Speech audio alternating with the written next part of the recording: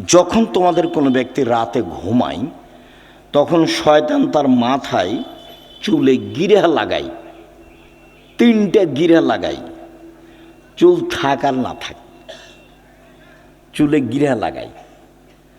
এজরব আলা ওকদাতিন, ওই গিরার উপরে এইভাবে হাত দিয়ে থাবা মারে আর বলে উরকুদ, ঘুমাও, লাইলন তবিল, রাত লম্বা, রাত লম্বা, ঘুমাও, রাত লম্বা।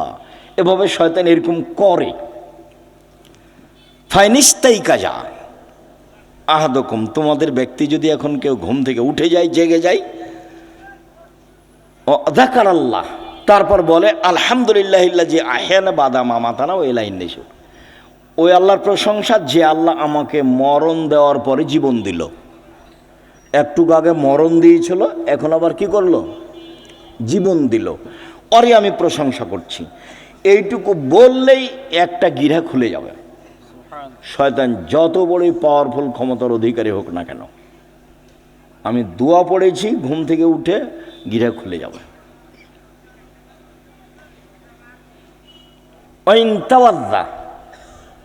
ইনহাল্লা তোকদা, তারপরে যদি অজু করে তা আর একটা গিরা খুলে যাবে। ওয়াইন সল্লাহ ইনহাল্লাত ওকদা, যদি সলাত আদায় করে তাহলে আর একটা খুলে যাবে। ফাসবাহা নশিতান তৈয়বান নাফসে, এখন এই লোকটা সকাল করবে খুব উৎফুল্ল মনে, হাসি খুশি মুখে, উৎফুল্ল মনে, হাসি খুশি মনে, দেখতে ভালো লাগবে, কাজ করতে ভালো লাগবে, প্রশান্তির সাথে সকাল করবে। ওয়াইল্লা, এমনটা যদি না হয়, আসবাহা খাবিসান নাফসে কাসলানা, তাহলে ও সকাল করবে কেমন কেমন মুখে, বিবর্ণ মুখে, কেমন কেমন মুখে, ঘৃণিত মুখে, অলস চেহারায়। 7-8টার দিকে উঠবে, মুখটা দেখে কেমন কেমন লাগবে। কেন? শয়তান আর মুখে পেশাব করে দিয়েছে, কানে পেশাব করে দিয়েছে। শয়তানের ক্ষমতা খুব বেশি, ক্ষমতা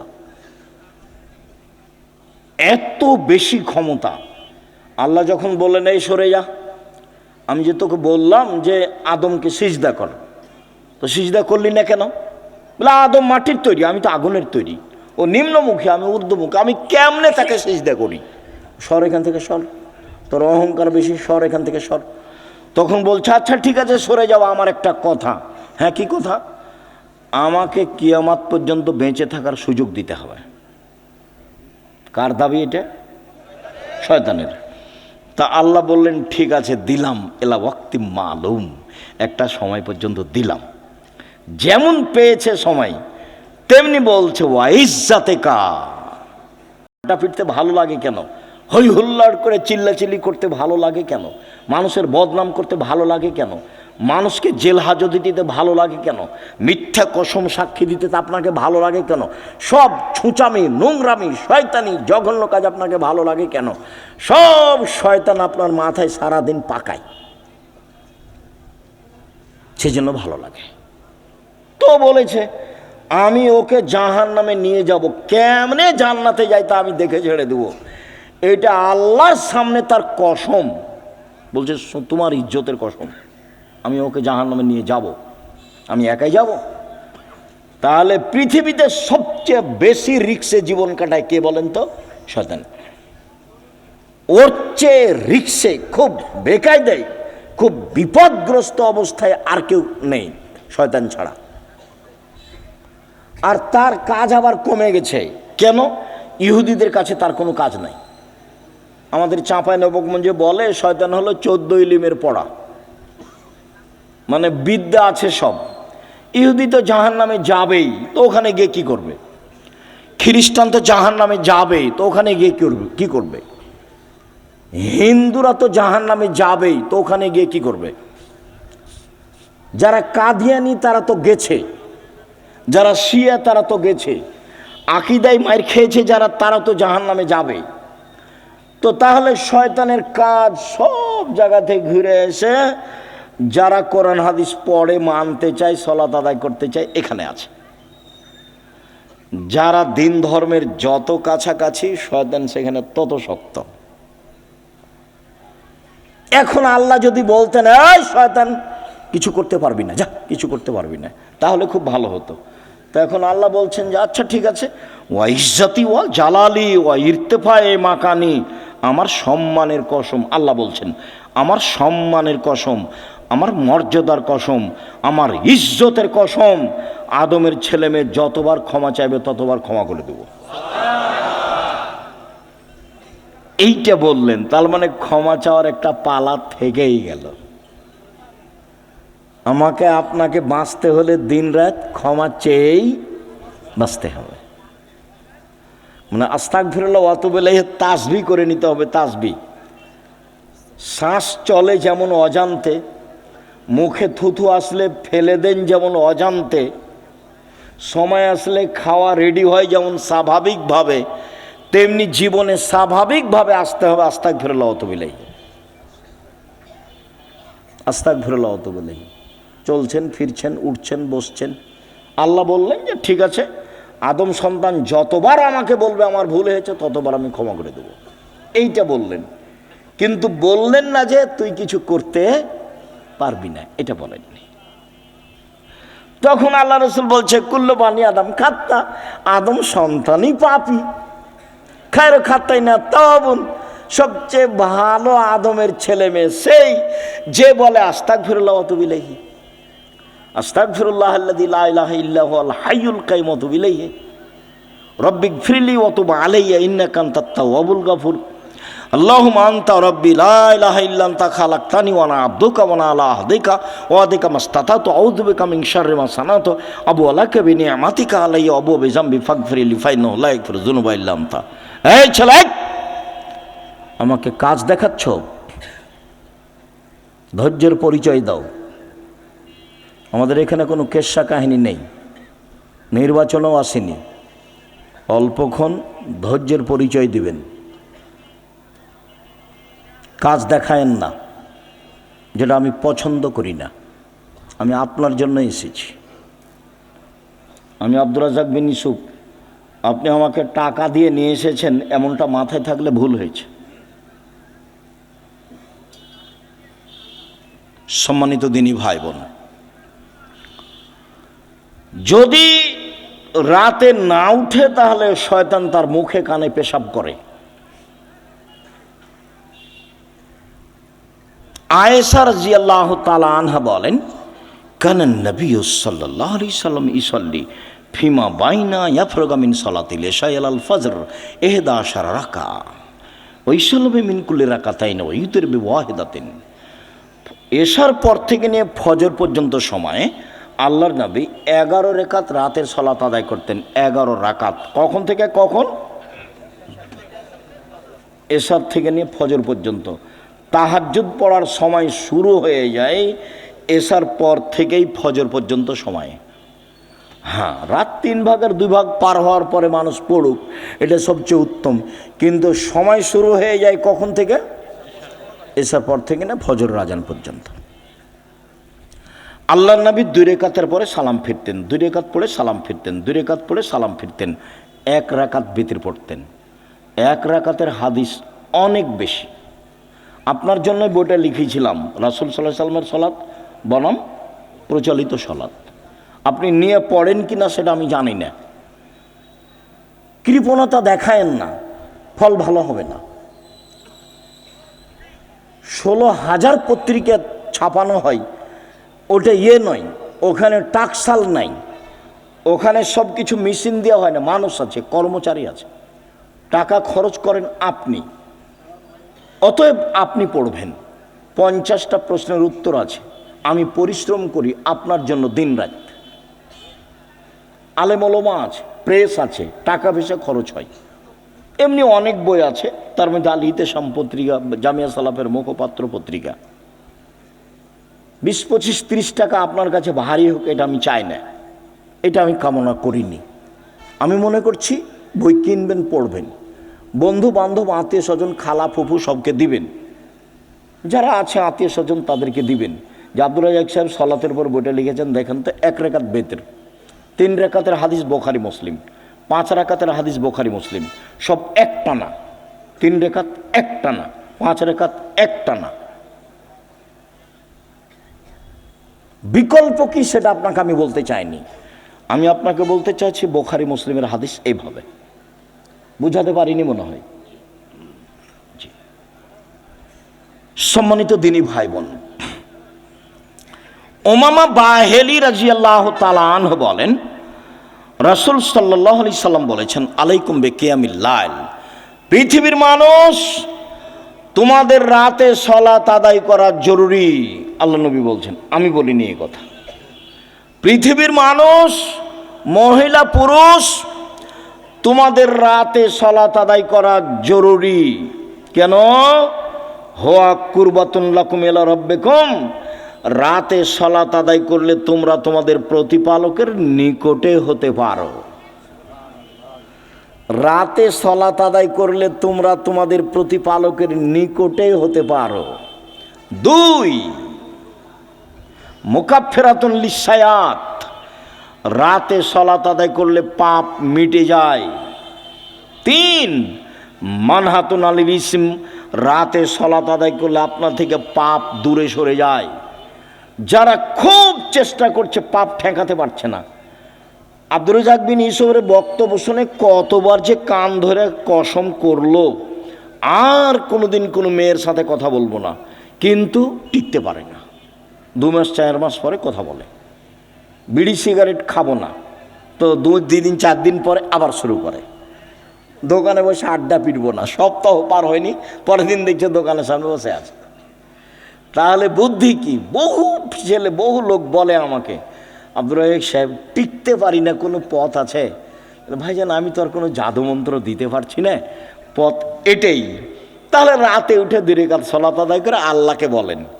যদি মনে করেন যে এখনই বন্ধ করে, তাহলে এভাবে উঠাবেন, আর যদি বলো বন্ধ করেন তাহলে এভাবে উঠাবেন। চাপ দিয়ে বলতে হবে, বন্ধ করতেই হবে। বন্ধ করবো না মানে করতেই হবে। তুমি তো পারো, তুমি তো এমন সত্তা নও যে পারবা না, তবু আমি বলছি। তার নাম হলো আজিজ, ওর নাম পরাক্রমশালী। ওর নাম কি?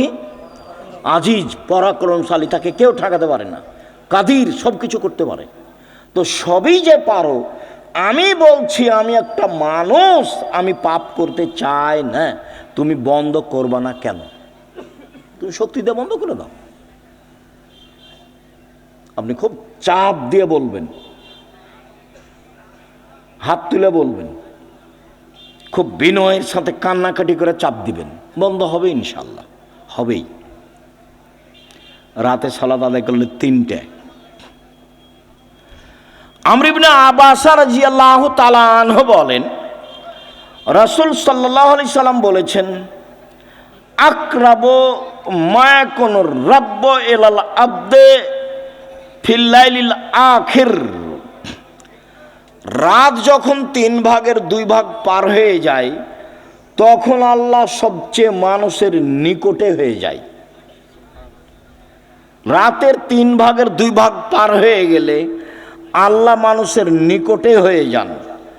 এই শোনো আমর ইবনে আবাসা, তুমি যদি হতে চাও, এই সময়ে যারা আল্লাহকে ডাকে তাদের অন্তর্ভুক্ত হও। হও না, হও, তুমি চেষ্টা করো, তুমিও হয়ে যাও, পারলে হও। এই কথা রাসূল সাল্লাল্লাহু আলাইহি ওয়াসাল্লাম বলেন। আবু হুরায়রা রাদিয়াল্লাহু তাআলা আনহু বলেন, রাসূল সাল্লাল্লাহু আলাইহি সাল্লাম বলেছেন, এনজেল রব্বুনা তাআলা ইলা সামাই দুনিয়া হিনা ইয়াবকা সুলুসুল লাইলুল আখিরা, রাতের 3 ভাগের যখন 2 ভাগ পার হয়ে যায়, তখন আল্লাহ সপ্তম আকাশ থেকে প্রথম আকাশে নেমে আসেন। এই কথাটার খুব মূল্যায়ন করতে হবে। এই চালাই, আপসে কথা বলছো কেন? শরম বোধ হয় না? হাঁটাহাঁটি করো কেন? একটু লজ্জাবোধ হয় না কেন? শরম বোধ হয় না কেন? আমি তো কথা শেষ করবই ইনশাআল্লাহ। তো আপনার এত ব্যস্ততা বাড়লো কেন? আপনি একটু ধৈর্যের পরিচয় দিবেন।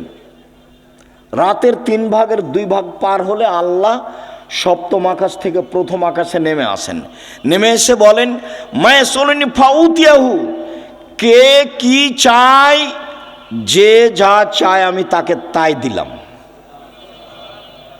মায়াদুনি ফাস্তাজিবালাহু, কে আমাকে ডাকে বিপদে পড়ে আমি তার ডাকে সাড়া দিলাম।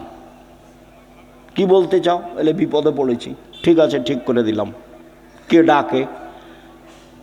3 মাইয়াস্তাগফিরনি ফাগফিরাল্লাহু, কে আমার কাছে ক্ষমা ভিক্ষা চায়, যে চায় তাকে আমি ক্ষমা করে দেব, যে চাই তাকে আমি ক্ষমা করে দেব। অন্য জায়গাতে বলছেন আল্লাহ তাআলা হাদিসে কুদসি, ইবনা আদম মা দাওয়াতানি রাজাওতানি, আদমের ছেলে মেয়ে শোনো, তুমি যেভাবে ডাকো আমি সেভাবে থাকি, তুমি যেভাবে আশা পোষণ করো সেভাবে আমি পূর্ণ করে থাকি। আদমের ছেলে মেয়ে শোনো, তুমি যেভাবে ডাকো আমি সেভাবে থাকি, তুমি যেভাবে আশা পোষণ করো সেভাবে আমি পূর্ণ করে থাকি। ওলা উবালি, আমি পরোয়া করি না তুমি কত বড় পাপী, তোমার ক্ষমা চাইলে আমি ক্ষমা করে দিই, আমি পরোয়া করি না তুমি কত বড় পাপী, তুমি যেভাবে ডাকো আমি সেভাবে থাকি, তুমি যেভাবে আশা পোষণ করো সেভাবে আমি পূর্ণ করে থাকি। লা বালাগাত জনবকানানা সেমায়, আদমের ছেলে মেয়ে শোনো, তোমার পাপ যদি বেশি হতে হতে হতে আকাশে লেগে যায়, পাপ আর পাপ, আকাশ জমিন পরিপূর্ণ পাপ, জীবনটা শুধু পাপে ভরা। 15-16 বছর থেকে পাপ শুরু হয়েছে, এখন 40 বছর বয়স, শুধু পাপ, জেনা দিয়ে ভরা জীবন, অশ্লীলতা দিয়ে ভরা জীবন, মানুষের বিরুদ্ধে চলা দিয়ে, বদনাম গীবত দিয়ে ভরা জীবন। তোমার পাপ বেশি হতে হতে যদি আকাশ পরিপূর্ণ হয়ে যায়, আমাকে বলো, আমি তোমার পাপ ক্ষমা করে দেব। যেভাবে তুমি ডাকো আমি সেভাবে থাকি, তুমি যেভাবে আশা পোষণ করো সেভাবে আমি পূর্ণ করে থাকি, তুমি যেভাবে ডাকো আমি সেভাবে থাকি, তুমি যেভাবে আশা পোষণ করো সেভাবে আমি পূর্ণ করে থাকি। বিচারের মাঠে সব মানুষের সামনে আল্লাহ আসবেন, সব মানুষের সামনে, পুরুষ নারী সব মানুষের সামনে এসে আল্লাহ বলবেন, আদমের ছেলে মেয়ে শোনো, আজ তুমি যে পরিমাণ পাপ নিয়ে এসেছো আমি সেই পরিমাণ ক্ষমা নিয়ে এসেছি, তোমার যে পরিমাণ পাপ আমার সেই পরিমাণ ক্ষমা, তোমার যে পরিমাণ পাপ আমার সেই পরিমাণ ক্ষমা, তোমার যে পরিমাণ পাপ আমার সেই পরিমাণ ক্ষমা, যদি শিরক না হয়ে থাকে। তো বাংলাদেশের ছেলে মেয়ে তো আল্লাহর রাস্তায় শিরক করছে, স্কুলে গিয়ে তো সুন্দর করে বলছো ওমা তোমার আকাশ, ওমা তোমার বাতাস। আমি বলি না, আমার ছেলে মেয়েকে বলতে দিনি, এখনো এমন কোনো পরিস্থিতি আমার উপরে আসেনি যে আমি বলতে বাধ্য। মায়ের দুধ ছেড়ে গিয়ে বলবে ও কালিমা তোমার আকাশ, এত বড় নোংরা কথা আমার ছেলে মেয়ে বলবে, এখনো এই পরিবেশ আমার কাছে আসেনি। যার কাছে বিদ্যা নাই, যার কাছে বুদ্ধি নাই, তার ছেলে মেয়ে করুক। আপনি কেমন বুদ্ধিমান মানুষ তা আমার কাছে ধরা পড়েনি, আপনার কাছে কি বিদ্যা আছে এটা আমার কাছে ধরা পড়েনি। সবচেয়ে বদের গোড়া হলো আপনার ওই ঠাকুর। ঠাকুর হলো ঢাকা বিশ্ববিদ্যালয়ের শত্রু, ঠাকুর মুসলমানের শত্রু। যেদিন ভারত বাংলাদেশ পাকিস্তানের মুসলমান ইংরেজদের হাতে নির্যাতিত, সেদিন ঠাকুর ক্ষমতা দেখাই, মান সম্মানে বসবাস করে লন্ডনে। সেই ঠাকুরের গান আমার ছেলে মেয়ে পড়ে, পাগল হয়ে গেছি।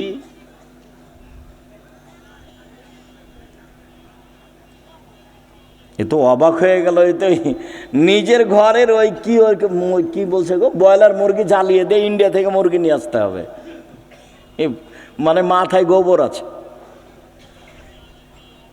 নিজের মুরগি কি করতে হবে, জ্বালিয়ে দিতে হবে, তো ওখান থেকে ডিম আনতে হবে। এত উল্টা বুদ্ধি, এটাও একটা উল্টা বুদ্ধি। চেষ্টা করো না কেন? কই বাগমানের ছেলে মেয়ে নাকি জেনারেল লাইনে পড়ে ইঞ্জিনিয়ার হয়ে বড় ডাক্তার হয়ে জাতির উপকার করেছে। কোথায় উপকার করেছে? পুঠিয়া থানা না? তো পুঠিয়া থানার ছেলে মেয়েরা খুব ভালো পড়াশোনা করেছে, অনেক কিছু করেছে। আমি তো বলছি প্রায় 30 বছর থেকে, আমি তো 30 বছরের ওই সেই কত বালানগরে এসেছিলাম বহুদিন আগে, সেদিন আমি বলেছি তোর বাপের আকাশ। সব সময় বলছি, আমি তো ঘৃণা জানাই। সম্মানিত দিনী ভাই বোন, রাতে উঠে আল্লাহকে কিছু বলতে হবে। আল্লাহ আমার আর আপনার কথা শোনার জন্য প্রতীক্ষমান। আল্লাহ নেমে আসেন আমার কথা শোনার জন্য, আর আমি ঘুমিয়ে থাকি, তাহলে এটা কেমন হলো? বুঝাতে পারলাম না কথা মনে হয়। আল্লাহ নেমে আসেন আমার জন্য, আর আমি কি করি? ঘুমিয়ে থাকি। একটা কথা মধ্যে মনে রাখেন, আমি ঘুমিয়ে থাকি এর অর্থ এই নয় যে সবাই ঘুমিয়ে থাকে। সবাই ঘুমিয়ে থাকে না। কেউ না কেউ আল্লাহকে বলে যে ঠিক আছে তাহলে আমাকে এটা করে দাও, ঠিক আছে তাহলে এটা আমাকে করে দাও, এভাবে বলে। আমর ইবনে আস রাদিয়াল্লাহু তাআলা আনহু বলেন, রাসূল সাল্লাল্লাহু আলাইহি সাল্লাম বলেছেন, মান কামা বিআসরি আয়া লাম ইগফল মিনাল গাফিলিন। কেউ যদি রাতে উঠে 10টা আয়াত পড়ে, 10টা, তাহলে সে গাফেল নয়, এটা লিখে দেওয়া হবে। 2, মান কামা বিমিয়া আয়া কুতিবা মিনাল কানিতিন। কেউ যদি 100 আয়াত পড়ে রাতে উঠে সলাতে, 100 আয়াত, তাহলে ও পরহেজগার মানুষের অন্তর্ভুক্ত লিখে দেওয়া হবে। অমান কামা বে আলফা আয়া, কেউ যদি রাতে 1000 আয়াত পড়ে কুতিবা মিনাল মুকান্তিরিন, তাহলে পৃথিবীতে সর্বোচ্চ মর্যাদার অধিকারী যারা, তাদের সাথে এও বড় বড় মর্যাদার অধিকারী, ইব্রাহিম আলাইহিস সালাম এরকম যারা বড় বড় মর্যাদার অধিকারী, আপনি যদি রাতে 1000 আয়াত পড়েন, যদি এটা ভারী, তো 100 আয়াত তো পারবো, 10 আয়াত তো পারবো। আবু হুরায়রা রাদিয়াল্লাহু আনহু বলেন, আল্লাহ রাসূল বলেছেন, মান কামা ইস্তাইকাজা, যে ব্যক্তি রাতে উঠলো, স্ত্রীকে উঠালো, 2 রাকাত সালাত আদায় করলো, কুতিবা মিনাজ জাকিরিনা জাকিরাত, যারা আল্লাহকে ডাকে ওদের একটা তালিকা আছে, এদের স্বামী স্ত্রীকেও সে তালিকা লিখে দেওয়া হবে। উঠি না কেন? পারি না কেন? আজকে সোমবার, সিয়াম ছিলেন 32 বছর থেকে, 30 বছর থেকে বলে আসছি, কেন সিয়াম ছিলেন না? আজ তো সোমবার, কেন থাকলেন না? এই ছেলে, সোমবারে সিয়াম থাকতে হবে কেন? কেন নবী থাকতেন বলো? সাপ্তাহিক মানুষের পাপ নেকি রিপোর্ট পেশ করা হয় কি কি বারে? সোমবার আর বৃহস্পতিবার। তা আমাদের নবী বলছেন যে আমি ভালোবাসি আমার রিপোর্টটা দেখার সময় আল্লাহ দেখুক যে সিয়াম অবস্থায়। নেও নেও আমার রিপোর্ট নেও, সিয়াম অবস্থায় নেও। তো মুহাম্মদ সাল্লাল্লাহু আলাইহি সাল্লাম চাইতেন তার রিপোর্টটা আল্লাহর কাছে পেশ করার সময় কি অবস্থায় দেখাতে চাইতেন? সিয়াম অবস্থায়। তা আপনি চান না কেন? মুরব্বী ভাইজান, আপনি সিয়াম ছিলেন আজকে?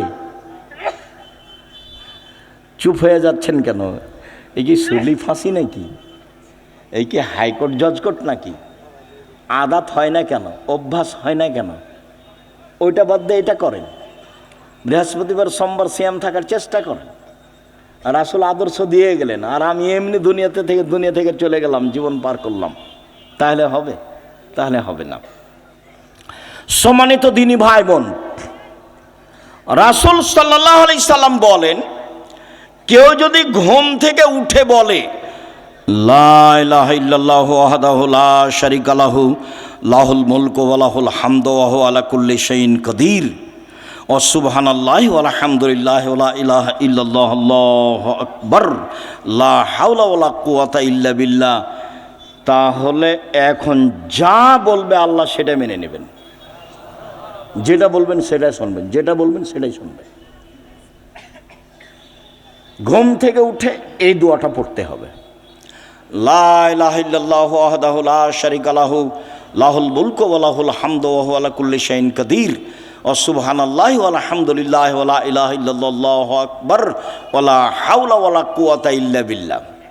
অবশ্য জাবের রাদিয়াল্লাহু তাআলা আনহু বলেন, আল্লাহর নবী বলেছেন, মামিন মুসলিমিন ইয়াবিতু আলা যিকরিল্লাহি তাহিরান, কেউ যদি অজু করে ঘুমায়, দোয়া পড়ে ঘুমায়, অজু করে ঘুমায়, দোয়া পড়ে ঘুমায়, এখন ঘুম থেকে উঠে আল্লাহর কাছে যা চাইবে সেটা দিয়ে দিবেন।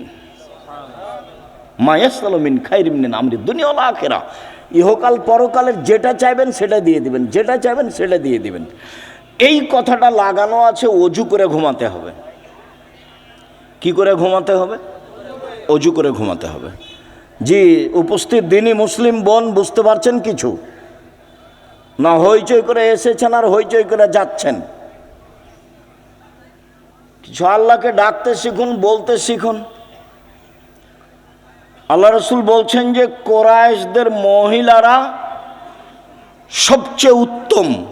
কেন?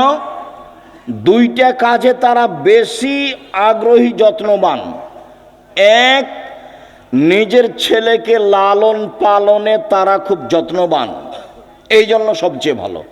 দুই, স্বামীর সম্পদকে হেফাজতে খুব সতর্ক, এই জন্য ভালো। আল্লাহ রাসূল বললেন যে একজন মহিলা ভালো হতে পারে তার দুইটা গুণে। এক, বাচ্চাকে ভালোভাবে লালন পালন করে। দুই, স্বামীর অর্থ সম্পদকে ভালোভাবে দেখাশোনা করে, নষ্ট করে না। যখন আল্লাহ রসুল বলেন খায়রুন নিসায়ে, সবচেয়ে উত্তম নারী কে? এক, স্বামীর সাথে কথা বললে হাসি মুখে বলে। দুই, স্বামী আদেশ করলে পালন করে। তিন, স্বামী যখন বাড়িতে থাকে না তখন নিজেকে হেফাজতে রাখে আর স্বামীর অর্থ সম্পদ হেফাজতে রাখে। ভালো নারী। কিভাবে সংসার করেন জানা নাই। আপনার জীবনে আমার পক্ষ থেকে দুইটা উপদেশ থাকছে। একটা হলো স্বামীর সামনে অভিমান করবেন না। অভিমান নেই, অভিমান বলে কোনো জিনিসই নেই। অভিমান করলেই শয়তান আপনার ক্ষতি করবে। অভিমান কি? অভিমান আমাকে স্বপ্নপুরী দেখাতে নিয়ে গেল না। অভিমান কি? নাটোরের রাজবাড়িটা আমাকে একদিন দেখতে নিয়ে গেল না। অভিমান কি? এই কুরবানিতে একটা শাড়ি দিল না। এগুলো হলো অভিমান। অভিমান করলেই শয়তান সুযোগ পায়। আর যদি আপনি বলতে শিখেন যেভাবে আপনি রাখবেন আমি সেভাবেই খুশি, মোটা কাপড়ে আপনি খুশি তো আমি খুশি, চিকন কাপড়ে আপনি খুশি তো আমি খুশি, আমার পক্ষ থেকে প্রতিবাদ নেই, অভিমানও নেই, তো শয়তান কি করবে তাহলে? তো শয়তান তার মুখ বন্ধ করে সরে যাবে। আর যদি খালি অভিমান করেন আর যদি পূর্ণ না করে থাকে তাহলে সারা রাত শয়তান আপনাকে বলবে হলো হলো 3 মাস আগে একটা কথা বলেছিলি সেটাও মানেনি, গত রমজানে একটা শাড়ি চেয়েছিলি সেটাও মানেনি, হলো তোকে তোর কোনো কথাই মানবে না। তখন ঘুম থেকে উঠেও বলে যে তোর সংসারই করবো না, যা তুই আমাকে বাদ দে, তুই সংসারই করবো না, এখনই ছেড়ে দে, এখনই ছেড়ে দে, আমি তোর সংসার করব না। তখন এ নিরুপায় হয়ে বলে যে যা তাহলে করবি না তো কি করবো, আর 1 তালাক 2 তালাক 3 তালাক যা। যেমন 3 তালাক বলা হয়েছে তখন আর শয়তান নেই, চলে গেছে। এখন দুইজনই ফ্রি। ইন্না লিল্লাহি ওয়া ইন্না ইলাইহি রাজিউন। এইবার ছেলে মেয়ে 3টে, যে খুব ঝামেলা। কয়দিন পরে দেখবেন স্বামী কাঠগড়ায় একদিকে আর স্ত্রী কাঠগড়ায় একদিকে। কয়দিন আগে একসাথেই ছিল। অভিমান করবেন না জীবনে। আপনি আমার দিনই বোন, আপনাকে আমি খাটো করতে আসিনি। অভিমান নেই আর প্রতিবাদ নেই। তুমি এই কথা বললে কেন? তোমার মা আমাকে কথা বললো কেন? তোমার বাপ আমাকে কথা বললো কেন? তুমি তোমার মায়ের কথা আমি শুনতে এসেছি? এরকম কোনো কথা চলবে না। ধৈর্যের পরিচয় দিতে হবে, সহ্য ধৈর্যের পরিচয় দিতে হবে, তাহলে সংসার সুন্দর হবে, শয়তান সুযোগ পাবে না। আর আপনাকে বলি, আপনি কোনো সময় মুখ খারাপ করিয়েন না। যখন সাহাবীগণ বললেন আল্লাহর নবী আমরা স্ত্রীদের কি হক আদায় করতে পারি, ওরা আমাদের কাছে কি পায়, আল্লাহ রসুল 1 নম্বরে বললেন আতেমা মাতায়েমপা তুতেমা মাতায়েমতা, তুমি যেভাবে খাও সেভাবে খাওয়াবা, খাওয়া দিয়ে কথা শুরু। তাকসুয়াহা মাক্তাসাইতা, তুমি যে মানের কাপড় পরো সেভাবে পরাবা। ওলা তু কাব্যে, কটু কথা বলবো না, গালি দিতে হয় না, স্ত্রীকে মারতে হয় না, নিন্দা করতে হয় না, গালি দেওয়া হবে না, সমস্যা আসতেই পারে। আল্লাহ রসুল বলছেন ওকে বাঁকা হাড্ডি দিয়ে সৃষ্টি করা হয়েছে, আপনি জোর করে সোজা করতে চাইলে ভেঙে যাবে, ভেঙে তালাক। আপনাকে ধৈর্যের পরিচয় দিতে হবে। আর তালাক দিয়ে নিজেকে খুশি করিয়েন না, তোকে জব্দ করেছি তালাক দিয়ে, এইটা দিয়ে খুশি করিয়েন না, অন্য পথ দিয়ে খুশি করেন, নিজেকে সান্ত্বনা দেন, তালাক দিয়ে নয়। মানে বেগুনের গাছে আছে 2-3টা বেগুন আছে, 2টা নিয়ে গেলেন, এখনো গাছটা আছে, আর মোলায়ের গাছটা তো গোটাটাই শেষ, তালাক দিলে সবই শেষ। তো যারা বলেছে এক বৈঠকে 3 তালাক, তো রাগে তো বলেছে তোকে 1 তালাক, তোকে 100 তালাক দিলাম যা, তো তারা তো আরো বেকায় দেয়। আব্দুর রাজ্জাক সাহেব নাহি বলেছেন যে এক বৈঠকে 3 তালাক, 1000 তালাক দিলে 1 তালাক, তবুও তো তালাক হয়েছে। স্ত্রীকে তালাক দিয়ে নিজেকে খুশি করিয়েন না, ভুল হিসাব। ধৈর্যের পরিচয় দেন, সংসার ভালো হবে। আর আপনি আমার দিনই বোন, একটু কিছু হলেই বলবেন না তোর সংসার করবো না, তুই তালাক দিয়ে দে, তোর সংসার করবো না, তুই তালাক দিয়ে দে, তোর সংসারে থাকবো না, তুই আমাকে রেখেছিস কেন, এত কথা কেন আপনার? ধৈর্যের পরিচয় দেন। যখন শুধু খালি আমার কাছে যত ফতোয়া আছে তার 70 থেকে 75% ফতোয়া আছে তালাকের। মনে হচ্ছে মানুষের জীবন এখন তালাক দিয়ে চলছে, একটু রাগ করলেই ও শান্তি পাচ্ছে কি দিয়ে, তালাক দিয়ে। ওয়ে বলছে তুই তালাক দিয়ে দে, আর এও বলছে তোকে তালাক দিলাম, তোকে তালাক দিলাম। তালাক তো দেওয়া আল্লাহর বিধান, তারপর বলছে ক্ষমা চেয়েছি। ওকে হুজুর নাকি বলেছে যে তালাক দিয়ে ক্ষমা চেয়েছে, তার মানে হুজুরকে ক্ষমা চাইতে হবে আল্লাহর কাছে। তালাক দিয়েছে সেটা তো আর পাপ নয়, সেখানে ক্ষমা চাইতে হবে কেন? বলে আমাদেরকে তওবা পড়িয়ে মিল করে দিয়েছে, বলে হুজুরকে তওবা করতে হবে। এখন হুজুরকে তওবা করতে হবে যে তালাকের তওবা পড়িয়ে মিল করে দিয়েছি, তো তালাকের তওবা কেন? তালাক তো আল্লাহর বিধান। তালাক কার বিধান? আল্লাহর বিধান। তাল্লে কহন নালে ইদ্দাতেহীন না, পৃথিবীর মানুষ তোমরা তোমাদের স্ত্রীকে তালাক দাও যখন সে ইদ্দা থেকে পবিত্র হয়েছে, সংসার না চললে তালাক দাও, ওটা আল্লাহর নবীও বলছেন। তো সেখানে পাপ হলো কি করে যে তোবা পড়িয়া তাদেরকে একসাথে করে দিল? তালাক তো একটা বিধান। মানুষের সংসার শেষ পর্যন্ত যদি নাই চলে তাহলে এই পথে ফিরে আসতে হবে। সম্মানিত দিনী ভাই বোন, বলছিলাম 1 মানগত খাবার দিবেন, 2 মানগত কাপড় দিবেন, 3 গালি দিবেন না, নিন্দা করবেন না, 4 কটু কথা বলবেন না, মারবেন না, 5 নিজের বাড়ি ছাড়া কোথাও থাকতে দিবেন না। আপনার বাড়িতে থাকবে, আপনার স্ত্রীটা যে আপনার মাথায় থাকে যেন। হাট বাজারে তাকে যেতে হবে, রাস্তায় দোকানপাট নিষেধ, মিছিল মিটিং রাস্তায় নিষেধ। আল্লাহ রসুল বলছেন যেখানে রাস্তা নিয়ে গন্ডগোল হবে সেখানে রাস্তা ডবল হবে, বাড়িঘর ভেঙে দিয়ে। আল্লাহ রসুল রাস্তার উপরে যত কঠোর, শরীয়তের আর কোনো জায়গায় তত কঠোর আমার বিদ্যা বুদ্ধিতে ধরা পড়েনি। রাস্তার উপরে আল্লাহ রসুল যত শক্ত, যত কঠোর।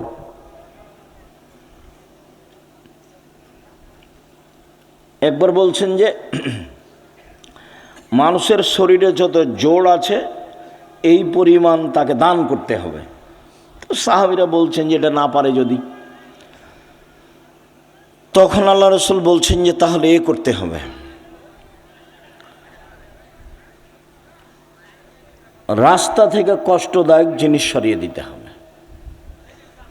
তাহলে শরীরের যত জোড় আছে সব জোড় সমান দান করা হয়ে যাবে। তো রাস্তার ব্যাপারে আল্লাহ রসুল খুব শক্ত।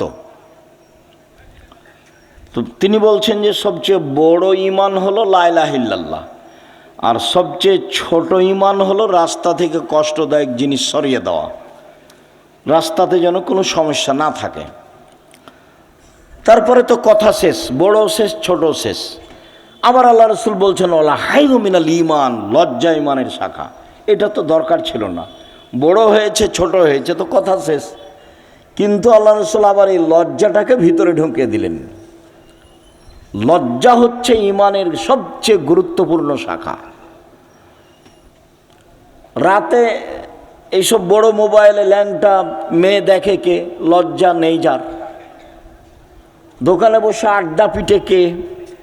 টিভিতে নগ্ন মেয়ে দেখে কে? লজ্জা নেই যার।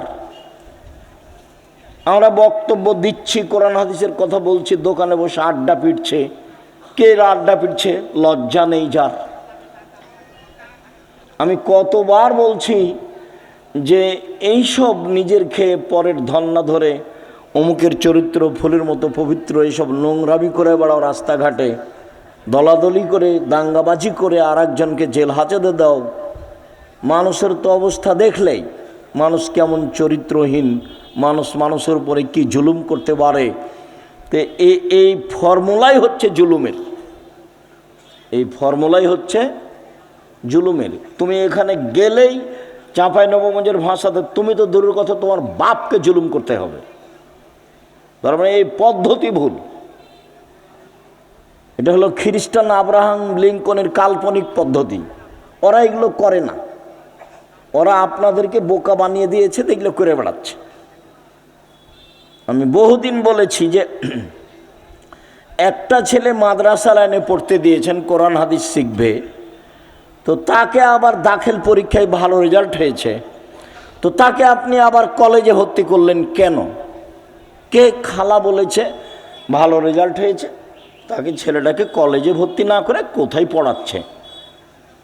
একটা ইঞ্জিনিয়ার হতো, একটা ডাক্তার হতো।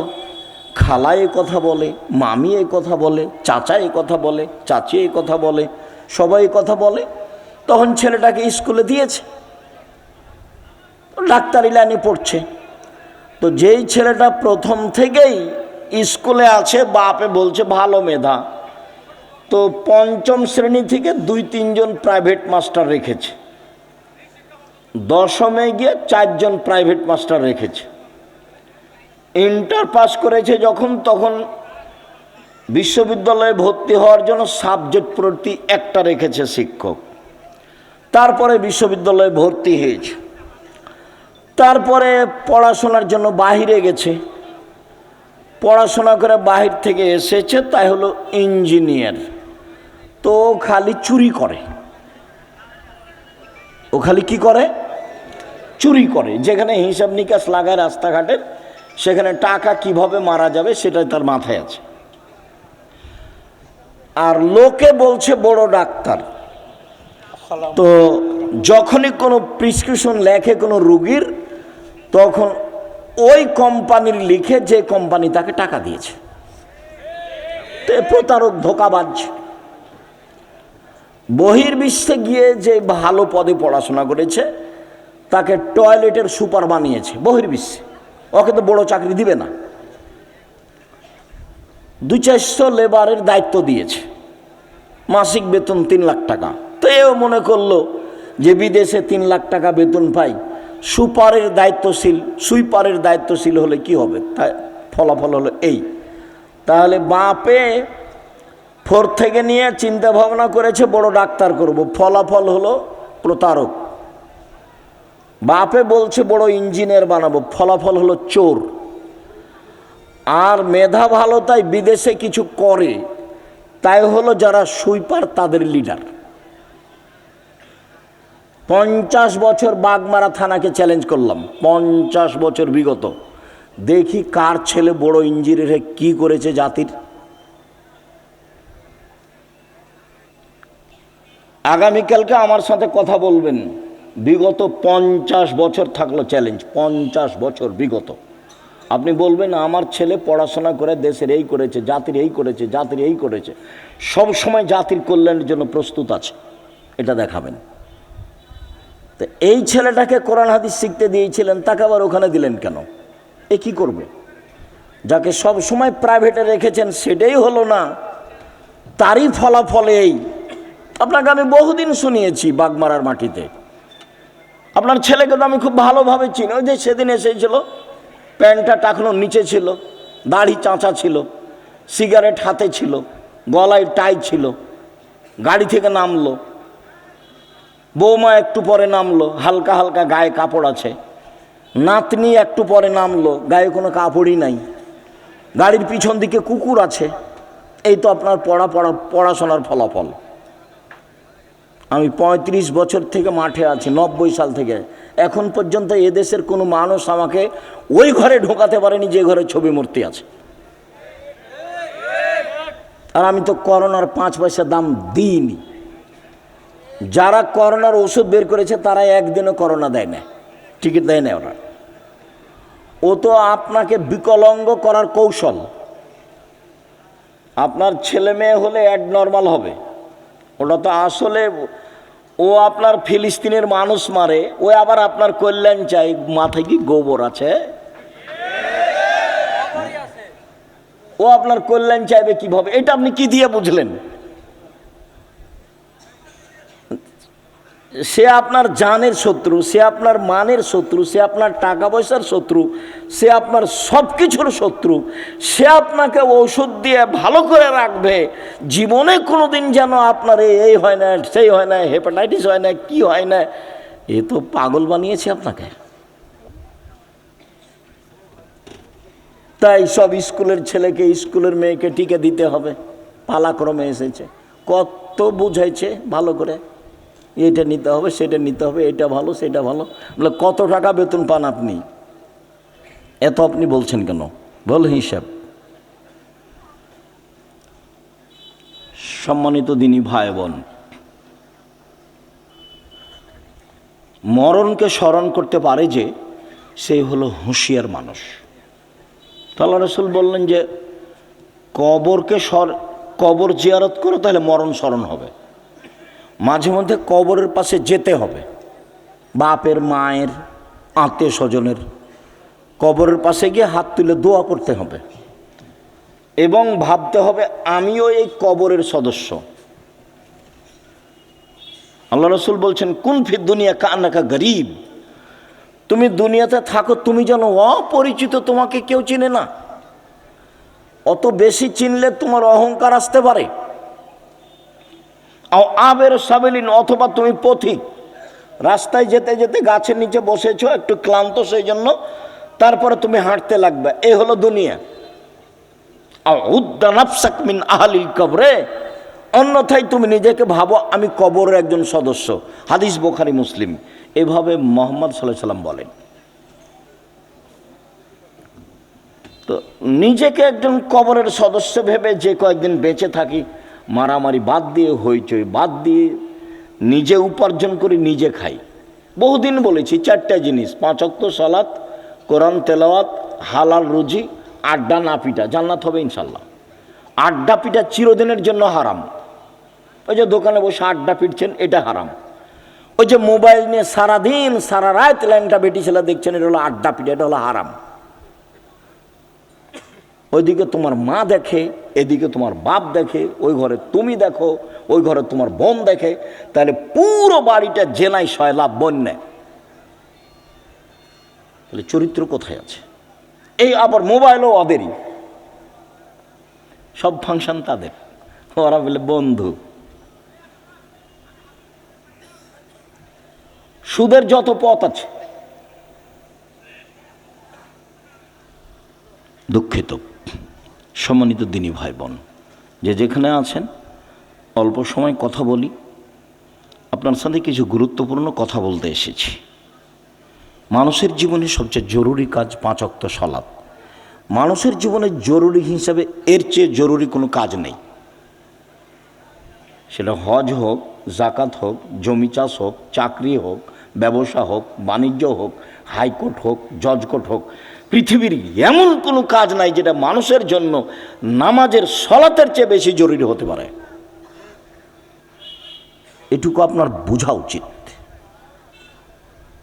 আপনি আমার ভালোবাসায় এসেছেন এখানে, আপনি তো 5 ওয়াক্ত সালাত আদায় করেন না।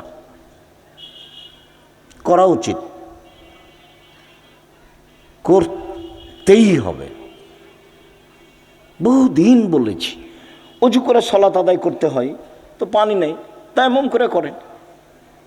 মাটি নেই তো অজু ছাড়া তায়াম্মুম ছাড়াই সালাত আদায় করেন। কেবলার দিকে মুখ করে সালাত আদায় করতে হয়, কেবলা বোঝা যায় না, কেবলা ছাড়াই করেন। দাঁড়িয়ে সালাত আদায় করতে হয়, দাঁড়িয়ে থাকা যায় না, বসে করেন। বসে থাকা যায় না তো শুয়ে শুয়ে পড়েন। পরিষ্কার কাপড় পরে সালাত আদায় করতে হয়, পরিষ্কার নেই, যাতে পেশাব পায়খানা লেগে আছে সেটা পরেই পড়েন। পরিষ্কার অপরিষ্কার কোনো কাপড়ই নেই, উলঙ্গ অবস্থায় আছি তো উলঙ্গ অবস্থাতেই পড়েন। গাড়িতে উঠে আছেন, শিকল ধরে আছেন, ঠেল মানে না, গাড়িতে দাঁড়ানো অবস্থায় আছেন, এই অবস্থায় সালাত আদায় করতে হবে।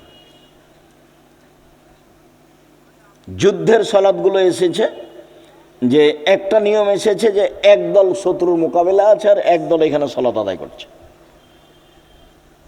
এক রেখাত এরা এক রেখাত ওরা, রাসূলের 2 রেখাত, তারপর ওরা নিজে নিজে এক রেখাত পড়ে শেষ করলো। আর একটা এসেছে শত্রুর মুখে দাঁড়িয়ে আছে, এভাবেই সালাত আদায় করছে, শত্রুর মুখের উপর আছে, এভাবেই সালাত আদায় করছে। তো রাসূল সাল্লাল্লাহু আলাইহি ওয়াসাল্লাম সালাতের উপরে এত সোচ্চার ছিলেন, যেই সালাত আমার আর আপনার ছেলে মেয়ের কোনো হিসাবে নেই। খাচ্ছে, পেশাব করছে, পায়খানা করছে, দিন কাটছে পশু প্রাণীর মতো, গরু ছাগলের মতো। আর দল করার ব্যাপারে ঠিকই আছে, আর মানুষের বদনাম আর গীবাত করার ব্যাপারে, বিরোধিতা করার ব্যাপারে, শত্রুতা করার ব্যাপারে ঠিকই আছে। কত সুন্দর করে ছবি দিয়ে রাস্তাঘাটে তুলে রেখেছে, কি যে দেখাইতে চাচ্ছে। মানুষের ক্ষতি করে বেশি দিন বেঁচে লাভ নাই। আমার জীবনে আমি 2টা কাজ খুব চেষ্টা করি জীবন বাজি রেখে টিকে থাকা, খুবই কঠিন। তার একটা হলো, আমি আমার জীবনে মানুষের কোনোদিন প্রতিশোধ নেব না, ইনশাআল্লাহ। সে যা পারে করুক, যা পারে বলুক। পারিবারিকভাবে হোক, জমি জায়গার ব্যাপারে হোক, সামাজিকভাবে হোক, দল সংগঠনভাবে হোক, মানুষের কোনোদিন প্রতিশোধ নেব না। আর মানুষের পিছে পড়ব না, বদনাম করব না। আমাকে ধুয়ে ছেড়ে দেখ না কেন, ও নিয়ে আমি মাথা ঘামাই না। বলেছে